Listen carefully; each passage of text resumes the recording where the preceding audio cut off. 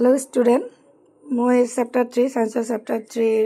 ধাতু আৰু অধাতুৰ কিছুমান প্ৰশ্ন শৰ্ট কোৱেশ্চন উত্তৰবোৰ দি আছো তোমালোকে চেনেলটো সাবস্ক্ৰাইব কৰি ৰাখিবা তেন্তে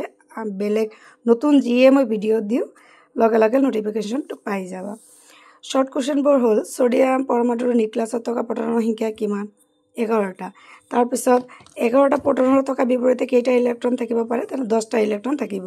আয়নীয় যৌগ কাক বোলে ধাতুৰ পৰা অধাতুলৈ ইলেক্ট্ৰন স্থানান্তৰৰ ফলত সৃষ্টি হোৱা যৌগক আয়নীয় যৌগ বোলা হয় সোডিয়াম ক্লোৰাইডৰ গলনাকাৰ উত্তৰাংক কিমান এটো কিতাপত দিয়া আছে তথাপি মই ইয়াতে দিছো তোমালোকে চাই লবা আয়নীয় যৌগবোৰ কিয় কঠিন আৰু দৃঢ় হয় কাৰণ ধনাত্মক আৰু ঋণাত্মক আধানৰ মাজৰ বিদ্যুৎস্থিতিয় আকৰ্ষণীয় বল যথেষ্ট বেছি আয়নীয় যৌগবোৰ কঠিন অৱস্থাত কিয় বিদ্যুৎ পৰিবহন নকৰে কাৰণ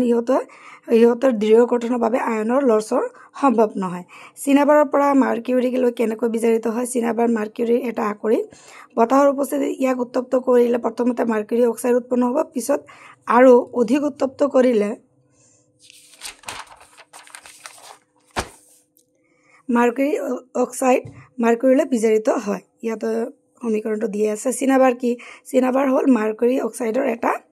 মাৰ্কিউৰিকৰ এটা আকৰি তাপজাৰণ পদ্ধতি কি অতিৰিক্ত বায়ুৰ উপস্থিতিত উচ্চ তাপত উত্তপ্ত কৰি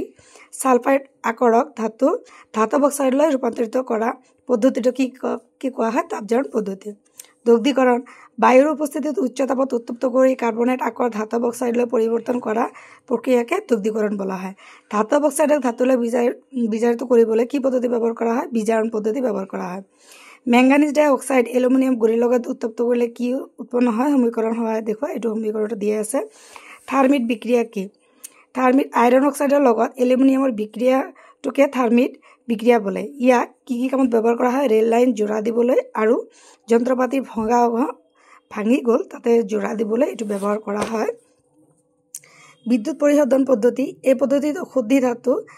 এনড আৰু বিশুদ্ধ ধাতুৰ পাতক ক্যাথড হিচাপে ব্যৱহাৰ কৰি বিদ্যুৎ বিশ্লেষণ পদ্ধতিৰে ধাতুৰ শোধন কৰা হয় ধাতুক লৱণৰ দ্ৰব্যক এই প্ৰক্ৰিয়াত বিদ্যুৎ বিশ্লেষণ হিচাপে ব্যৱহাৰ কৰা হয় এনড বোকা কি দ্ৰৱণীয় ঔষধি বৰ দ্ৰৱিত হৈ ৰোৱাৰ বিপৰীতে অদ্ৰৱণীয় ঔষধি বৰ বিদ্যুৎ কোষৰ এনডৰ তলি ভাগত গেদ হিচাপে জমা হয় এই গেদক কি কোৱা হয় এনড বুলি কোৱা হয় আৰু বাকিখিনি শৰ্ট প্ৰশ্নৰ উত্তৰবোৰ মই দি থাকিম তোমালোকে চেনেলটো সাবস্ক্ৰাইব কৰি ৰাখিবা থ্যাংক ইউ